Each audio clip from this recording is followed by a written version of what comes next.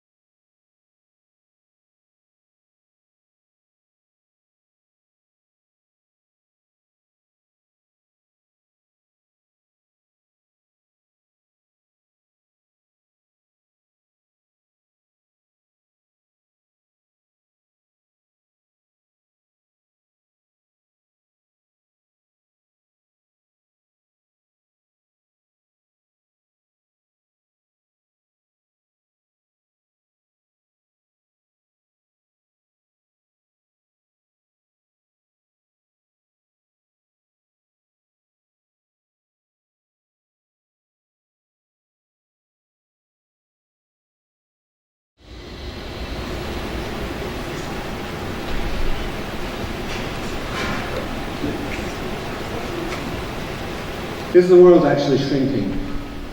Well, you need to ask an astrophysicist to answer that question, but if the short film you've just watched is a credible view of travel in the future, it appears scientists have already begun to try to make the world a smaller place by developing space technology for domestic journeys.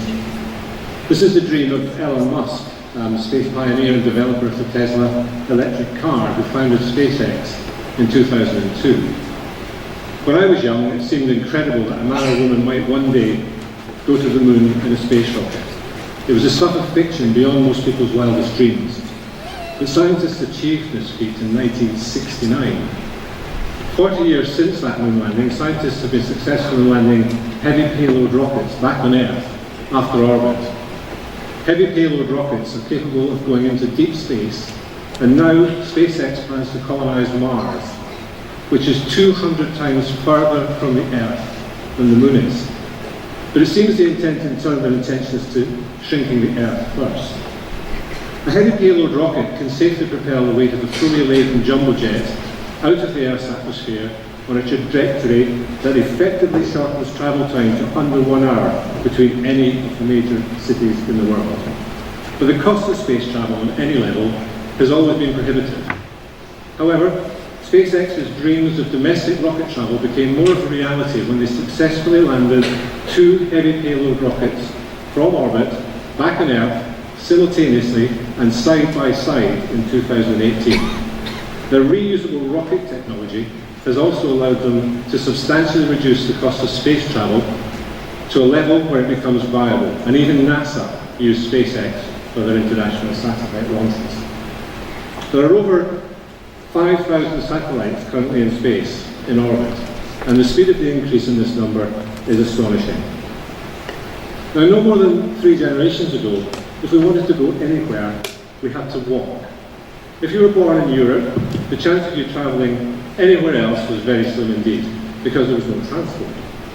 Only 2 generations ago, when towns and cities began to grow, if you lived somewhere like Birmingham, you couldn't easily get to London, because you had to walk to get there. Yet today, we can get to most international destinations in 12 hours or less, and populations migrate around the world relatively easily by plane, unless you travel Ryanair. Technological change has impacted dramatically on our ability to move around the world. The advent of air travel has shortened the distance between countries and communities. Now that we've reached the information age, we can also carry the whole world in our pockets and our devices. At the touch of a button, we can access information and communicate worldwide, and the cost of doing so is decreasing every year. An interesting fact is not the number of times we check our phone daily, it's now down to the hour, and on average, we check our phones 8.6 times every hour. That's once every 7 minutes. Our days are full, permeated by information and driven by productivity and the need to communicate. When we first walked on the earth, we gazed out over plains, forests and oceans and pondered on what it was that we could do to fill our time. There was nothing much. We hunted or grazed to eat, walked, found partners, maybe had a little bit of loving, ate and slept, and that was about it. As we evolved and developed and became increasingly curious, we invented more time-consuming things to do, and dreamt up activities and pastimes for ourselves. We built stuff. We defended ourselves against predators, formed families, communities and nations, who then developed cultures, religions and beliefs, and we continued to procreate. In only a few millennia, we colonized the world, eliminated or controlled all of our predators, and our ingenuity, creativity and ability established an agrarian and handicraft economy. Then something changed. Our insatiable need to continue to develop took us beyond the boundaries of a a subsistence economy, and brought us to the Industrial Revolution. Innovation, invention, and technological advances began to speed things up. The Industrial Revolution changed the way we lived forever. Quality of life changed, work was plentiful, the economy was booming, and the first developing countries grew to superpowers. These countries were not where the mass of people were. They were the countries where speed of development was quicker. These countries were where people created change and explored new ideas, invented machines and manufacturing to increase productivity and distribution. The Industrial Revolution only lasted 80 years, but it changed the world forever. The Information Age began only 40 years ago, just about the time when man first went to the moon. Now we're deep into it, and the speed of change is mind-blowing. Data availability is making people smarter, data sharing is improving life all over the earth, and where manufacturing is fully automated, productivity has improved again. But technology is now eating up all the available space. This is the first generation in 1,000 generations who have no space in their lives. This is the first generation in 1,000 generations who don't need to find stuff to do to fill their time. We're the first generation in 1,000 generations who must learn to create time and space for themselves and to nourish their minds. Technology continues to drive change and make our world seem smaller. Technology connects us. It helps us move around the planet, provides us with information, and it helps keep us well if we get sick. But technology does not create space. It gobbles it up. Space is a time when you have nothing to do but to concentrate on yourself. What you're thinking, what you're feeling, and what's important now, and how you can escape from the hectic, time-consuming environment we all now live in. Having space to think, space to reflect, and space to consider is now a luxury.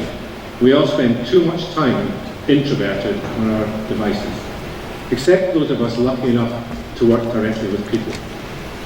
Why do our club members choose energy? Why are we creating a culture of where you belong? Why are we delivering the wow factor day in and day out? I believe it's because our members demand that we create space for them. They're searching for space to be themselves and to find themselves. Ask yourself this simple question. What industry is it that you work in? Is it the fitness industry? Is it the gym industry? Is it the entertainment industry? Sales industry? Or is it better described as the people industry? I think we're in the people industry, and people are now much better connected worldwide by advanced technology, but they're more alone than they've ever been. They need space and time to find themselves, be themselves, and interact face to face with other human beings to reform communities. You all provide services in your clubs that create time and space for people to relax and take a long, deep breath. Time for them to focus on themselves, to be the best version of themselves they can be. And they rely on your help to achieve their goals. They need to feel that energy is where they belong and that they are grounded here. As energy grows internationally, we should carry that ethos across the globe and position ourselves as a force for good. We should create places where we create space for others to breathe, take stock and improve their life experience by spending time on themselves, not on their devices. Energy fitness clubs should be getting people out of the rat race and helping them to become the best version of themselves that they can be. As wearable technology begins to impact on the health and fitness industry, we risk creating further isolation and introspection. But the upside is that with even more information at our fingertips, personal information that helps us evaluate and set goals and achieve our members' targets, whatever they might be. It's you guys, our franchisees and their teams, that are creating space for our members. It's you who designs their fitness programs, increases the number of human touch points in their day. It's you that provides a helping hand when someone is down and a pat on the back to celebrate their achievements.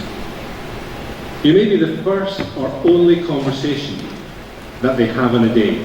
In short, you're a life-enhancing service. You're not machines, not technological advancements, you're human. People need people. We all need family, partners, friends, acquaintances, teammates, doctors, nurses, pilots, scientists, teachers, builders, policemen and policewomen. Even politicians and lawyers, although no, not quite so much. Our immediate environment, our close-knit social media bubble, becomes less important as the world begins to get smaller through the advancement of technology. But our network should actually be getting bigger, and our opportunities should be growing as we expand our conversations and connections worldwide. Being a real person in today's high-tech society is massively important, and taking the message of energy being the place where you belong across the world is now my real focus.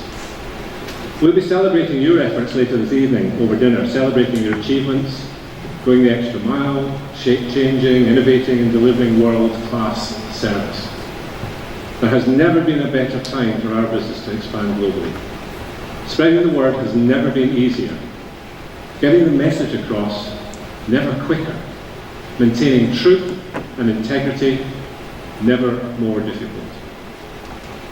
I'd now like to try a little experiment using technology and people interacting together with integrity to see how quickly we can develop a network of like-minded entrepreneurs across the globe. Firstly, I'd like to ask everyone in the room who can speak a second language fairly naturally and who use that language regularly with family and friends, just to raise your hands. Okay, quite a few. Next, I'm going to ask someone to speak, and if you understand even part of the language they use, please keep your hand raised.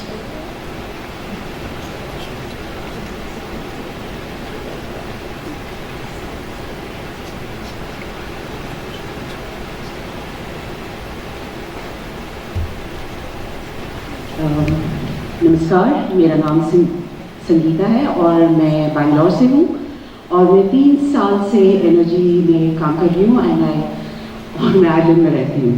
So that's what I represent. Thank you. Anybody understand any of that? Okay, let's try another language.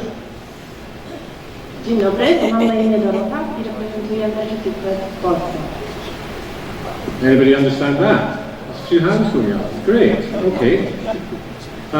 The point of this exercise is not to exemplify diversity, it's to establish unity. If you understand Sangeeta, you could be connected to 1 billion people in India. If you understood Dorota, you could be connected to 49 million people in Poland. And if you understand me, you're already connected to 1.5 billion people in the world that speak English. Portuguese, Spanish are also spoken in many countries, and French, German and Russian are predominant. Increasingly, Chinese or Mandarin are languages we're all being encouraged to understand. Language, the point is, language is no longer the same barrier it once was. Distance is no barrier either, and cultures are merging as the world is shrinking. I would normally ask you to switch your phones off when I'm speaking. It's the only way I can actually guarantee an audience is listening. But on this occasion, I want you to get your phones out to conduct a little experiment. Energy have given me the permission to give you each £5,000. Okay, now that got your attention. It's no joke though. Energy will give each one of you £5,000, but you need to do something to get it.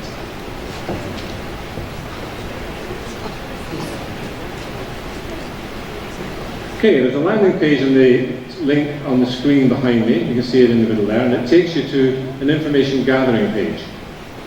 You can see that there are two parts to the form on the right-hand side as you're looking at it. The information from this form, when complete, goes directly into an Energy International database. If you put the link into your browser, you'll get the screen, the same screen as this, on the browser. Think long and hard about someone that you might recommend. Someone who might want to explore the possibility of becoming involved in the energy family. You must first, however, obtain their permission to provide their contact details. It's a prerequisite to earning this money. You can text them, WhatsApp them, send them a Facebook post or Instagram, but you must get the permission. Energy is going to give you £5,000 if you can provide the details of someone anywhere in the world who might want to become an Energy Fitness Club franchisee. There's a little more to it.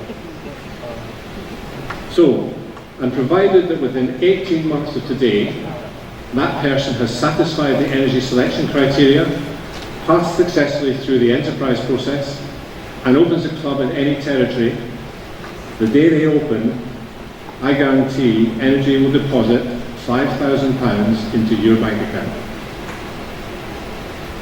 So take your time. This might be the easiest 5K you'll ever make.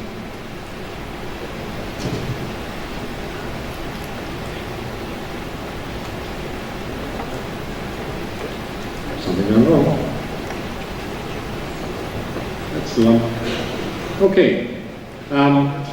But what I'll do, just to make it easier for you, if you recommend 2 people, and both recommendations successfully get through our screening process and open a club anywhere in the world, Energy will give you £5,000 for the first one and £7,500 for the second one.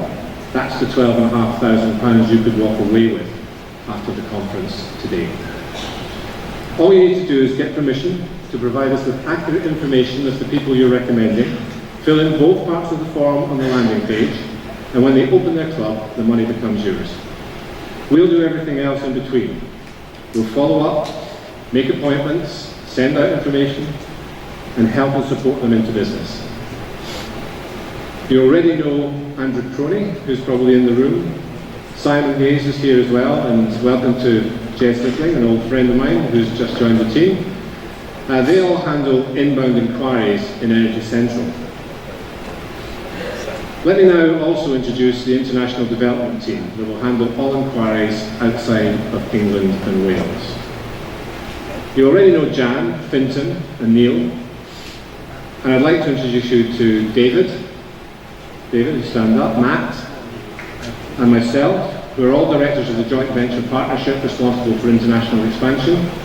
Then there are territory managers, Paul from Riga in Latvia, Harsha, who joins us from New Delhi in India, Sam, our international marketing manager who's based in Dublin, so who tells me her work is more often in the cloud. I don't know what she means by that. Her head's in the cloud frequently. And then we have Sean in Dublin, Dorota in Warsaw, and Mike in Dundee, who are responsible along with Paul and Harsha for international inbound inquiries and sales. Kira is in Ireland, somewhere in the room, and Stuart in Scotland. They're responsible for all training and the enterprise process and audit and compliance, along with Matt, the operations director. These guys already look after 32 clubs outside of England and Wales, and are looking to double that number by Evolution 2019 to add to Jan's domestic growth targets. You can sit down now, guys, thank you.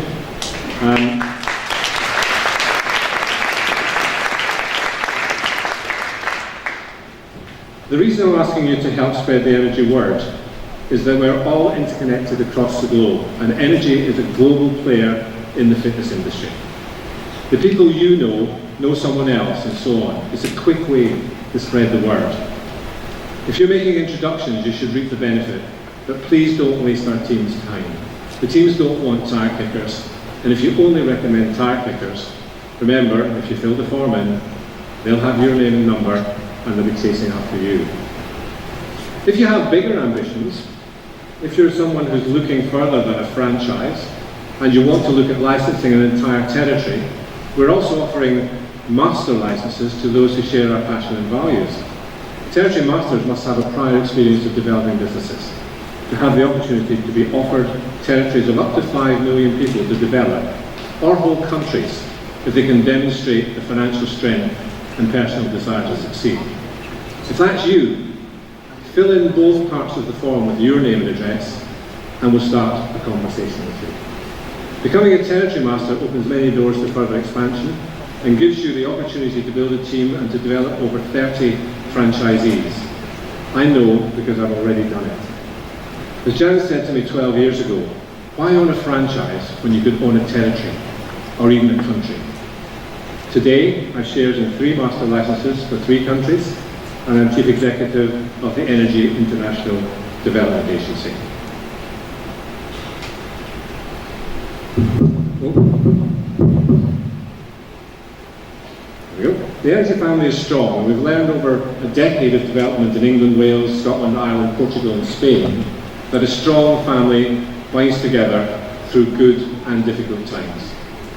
Collaboration beats competition at every level in business. If we're to develop further internationally, we need to promote the strength of family and collaboration and share the energy values across the planet. There are 100 entrepreneurs in the room today, and 3 times that number of staff, who can all encourage friends and family across the globe to join in with Energy's bold expansion plans and get rewarded for doing so. Markets are developing fast, and Western standards are in demand in all developing territories. The speed of population growth and technological development is faster than it's ever been in the history of time. We want to go global with local people. Global is recognised as a way of maintaining brand standards, keeping it in the family, and building a network of interconnected local individuals under one strong brand. By creating strong connections locally, we can benefit from local knowledge and begin to learn about new cultures from expert teachers. We'll begin to understand laws, regulations and standards in new countries. We can create employment, wealth and success. But most of all, we can create space for thousands of people as they fall victim to the information deluge and mass population explosion.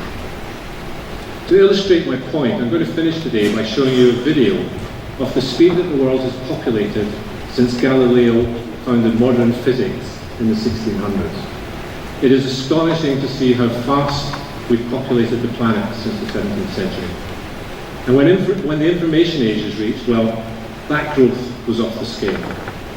Every yellow dot you see represents 1 million people, and every flash of yellow in the video represents another 1 million people establishing themselves in clusters across the globe. Energy aims to be a global player in the people business and to help create space for people to become their best selves within their own culture by creating a where you belong environment. There's not much space left, as you'll see from the video, but there are a lot of people for us to service, so we better start soon. Count the yellow dots and flashes and watch the timeline as we progress towards 2050, just 30 years from now.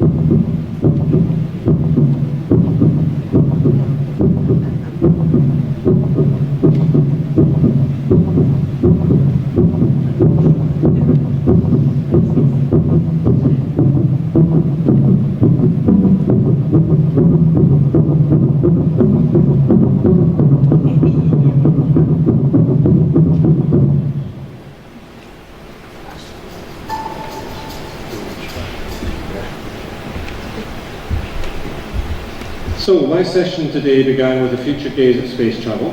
Anywhere in the world and under an hour, it's possible. Now I ask you to think about creating space. This is the first generation, remember, in 1,000 generations with a need to create space in the congested information age. And we've just seen how little space there is left on our planet. Space is something we can help to create for people through the delivery of wow services in energy fitness clubs. Help us create more space for more people by helping energy expand around the world, by creating more opportunities for more people in more countries. Remember, you can make a difference as well, and you can earn yourself 12,500 quid. It's not often you hear a Scotsman say that. So get online if you can. You've still got the web address, which is www.energyfranchise.com. Get it on your browser, and if you think of somebody, start filling in the boxes. You'll be well rewarded for it. So, I'd like to conclude now with a factoid. In researching my talk, I came across a statement that I couldn't immediately verify. So I checked and double-checked, and it turns out that the statement I'm about to put on the screen is true, and surprisingly, by no short measure. In the entire history of mankind, there are more people on the planet today than have ever died. I find that quite fascinating. Thank you. Thank you for listening to me. I'm Jim, Chief Executive of Energy's International Development, joint venture partnership, and I'll see you soon.